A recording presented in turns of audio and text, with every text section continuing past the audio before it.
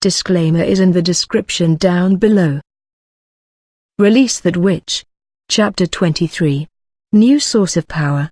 Come on, try to join these two iron plates together, Roland said. Anna's finger pressed on the iron seams.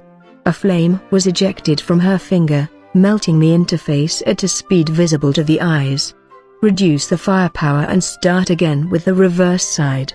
Anna nodded her head and did it once more. The two iron plates were firmly welded together at a 90-degree angle. Roland carefully examined the interface and found that the effect was just as he had imagined, a perfect weld without any flaws. With a little polishing, the fluid traces of molten iron could rub off.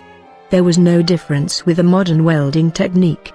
Very good, Miss Anna, simply excellent. Roland excitedly exclaimed. Next, we should also weld these two iron panels together. What is it? An iron bucket? No, it is a cylinder, corrected Roland. Cylinder? Repeated Anna, puzzled. Yes, the cylinder can be filled with air. Roland pointed to another square piece of iron. Do you see the small hole above it?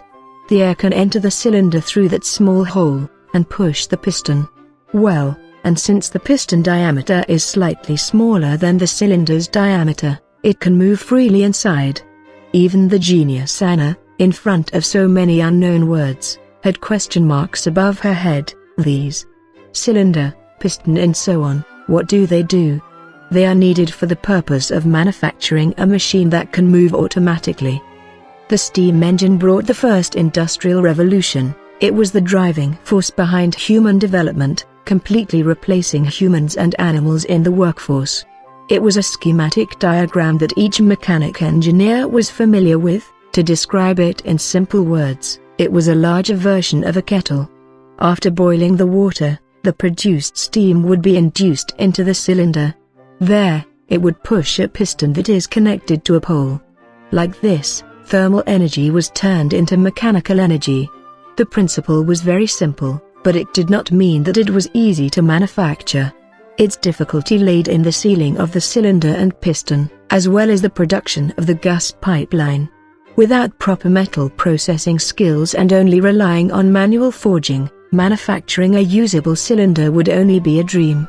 However, with the help of Anna's ability, he could make up for the lack of their manufacturing skills. After much advanced planning, Roland came up with a design using 4 iron plates of the same size, like this, so the smithy could easily grind it. Then the iron plates would be welded together at a 90-degree angle by Anna. Like this, it was possible to get a highly stiff square cylinder. With the help of Anna, he didn't need to use the traditional production process. They created first a tubular boring machine, and then post-processed it to create a circular cylinder. The other big parts, too, could be divided into small pieces and then welded together. In this way, it was even possible to produce them in a small workshop. In this way, they were able to produce all of the components required for the steam engine. In fact, prior to the invention of welding, people could only rely on connecting small pieces by bolting or riveting. Since the internal cylinder must be smooth, normal connection methods obviously couldn't do this. The only problem was the gas pipeline. Its production process was nothing special. It needed to be heated up until it was red, and then the groove could be hammered into the right shape. This was also the method to produce a front-loading flintlock gun barrel. Later the barrel just needed straightening and counterbore rifling, etc., nothing that was too complicated. The problem was that it was impossible for Roland to call the blacksmith into the castle's back garden, since it was still not known that Anna hadn't been executed. Blacksmithing was not one of their strengths, but in a desperate attempt, they had to let the chief knight do it, under Roland's own command. After waiting for 3 days, Roland finally had the first steam engine ever standing in his back garden. "This is the powerful machine you were talking about?" Carter frowned while looking at the strange machine, but he had affirmed firsthand that this machine had nothing to do with magic. Each of the iron plates were personally molded by himself, and to him, it only looked like a sealed furnace. It was impossible for the devil to have any interest in it.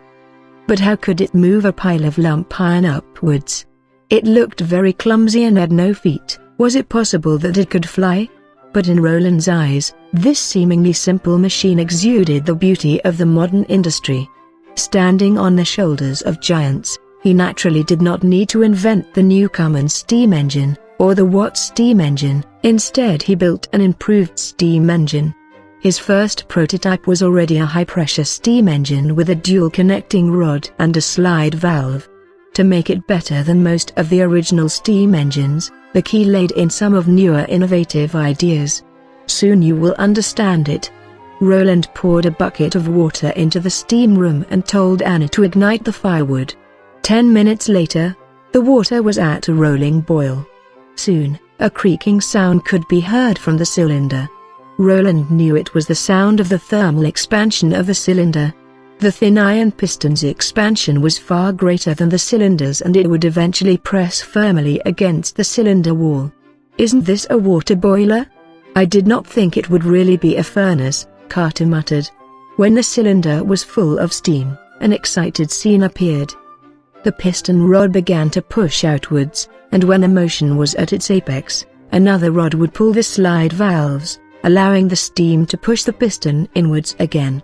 The wheel connected to the two poles would rotate very quickly through this motion, and with increased power, the speed very quickly reached its peak. The machine made a near-piercing humming sound, and white gas was ejected, producing a kind of unstoppable and imposing aura. "That's what you called hidden forces in nature?" asked Anna, dumbfounded. The chief knight's face was full of wonder. The great iron wheel that he needed to spend a good deal of strength to install was now rotating like it was as light as a feather. Standing next to the wheel he could even feel a new breeze. This only showed the astounding power of the steam engine. In his heart, a trace of anxiety gradually arose. His Highness had said that it could replace the power of humans and animals, and it seemed he hadn't lied. When placed on a horse-drawn chariot, it would be very hard for 10 knights to resist its brute force. Training a qualified knight needed 15 years, but the manufacturing of such a machine only needed 3 days. If the blacksmith only worked part-time, it would still only need a week. It didn't require feeding and wasn't afraid of cold or hunger. It also wasn't afraid of arrows and swords. Just install a ram in front of it, and it could bring rampage on the battlefield. As a traditional knight, was his existence still necessary? In the evening, when Roland returned to the bedroom, Nightingale was once again waiting for him. This time, she did not wear her hood, and she was smiling and sitting at the table. Her hands fiddled with a few parchments. It seems that the outside rumors really cannot be believed. They say the fourth prince is ignorant and has a bad character. In fact, he shouldn't have any learning or skills. In fact, compared with a court great master, he would not have time for civilities. This drawing on this paper, are these the plans for the steam stove? You call it steam engine, right? Shoot. Can't I even get a little privacy? Coming and going like you want. Do you think this is your home? In his heart, Roland cursed her endlessly, but he still replied with a calm face, "Yes, those are the plans, but without Anna's help, they would forever be drawings only." "What can it do?" "A lot. It can help with ore transportation, drainage, metal fabrication, forging. Everywhere where strength is required it can play a role." "Then I will take it." With these words Nightingale took the parchment and placed it in the robe. The Witch Cooperation Association has witches with the power of fire too. Hey, she shook her head to stop Roland's protest. "Of course, I'm not only taking your stuff, take a look at this first before complaining." She put a small amount of white stuff on the table. When Roland went over to the table, he found out that it was actually a roll of paper. He gently expands the roll, and swept through its content. "This is a secret letter delivered by pigeons," Nightingale explained to him in a happy tone. "The recipient was your maid Tyre, DSK. It looks like your harem isn't loyal." "I have not touched her," Roland frowned. Tyre, he could remember that she seemed to follow him from a very early age, and the former fourth prince appeared to be interested in her. but unfortunately he failed to succeed in conquering her. He could only lightly harass her several times. Here in Border Town, to prevent the long wait for his own personal maid, she got the room next door to him. He did not expect that this was actually an arrangement made by one of his siblings. Although this letter was not signed, according to the content, he could judge that it was sent by one of his siblings. In the letter it revealed that the author was very unhappy with the last failure, but the plans for the riot in Long Sonk's stronghold were not allowed to fail again. Well, in fact, the first plan must have succeeded, he thought, or else he would have never become Roland Wimbledon. It was unlikely that this letter was forged by Nightingale, because only the people who were involved in this conspiracy could have been aware of the first assassination plan. And if Nightingale wanted to kill him, it wouldn't be a problem for her. How could you steal this from her? Your maid Tyre isn't stupid. Her intention was to burn the letter after reading it. Unfortunately, she looked away when I was just behind her. She made an act of sweeping something. So, how do you want to handle this? Do you need my help to deal with her? Roland naturally understood what she meant by deal, so he hesitated for a moment. Then he finally nodded. I have to trouble you.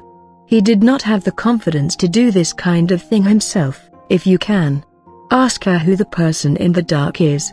As you wish, Your Highness. Nightingale smiled while giving a salute. Well, this will be the reward for the drawing of the steam engine.